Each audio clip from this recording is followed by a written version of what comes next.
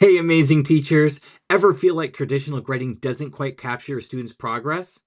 Instead of slapping a number on their work, try using proficiency tags like emerging, expanding, and mastering. These give students clear, growth focused feedback and remove the anxiety that comes with numerical scores.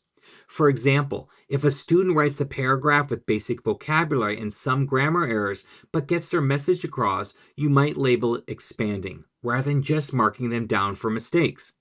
This tells them they're on the right track while still needing refinement. So much more effective than a vague 7 out of 10. Here's how you can implement this today. First, pick 3 to 5 simple proficiency levels that match what you're assessing.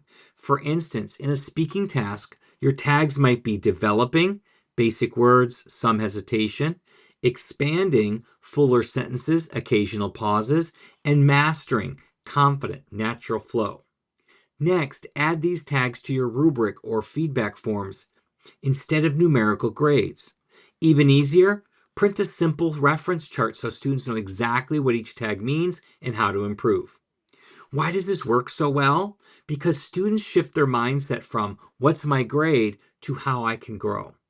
They can self assess more accurately, reflecting on their progress and making adjustments based on their tag. And here's the best part: you spend less time agonizing over decimal points. Want to see how well your own grading aligns with comprehension based teaching? Take the CI proficiency quiz now at mm.us/CI quiz and find out your CI proficiency level today.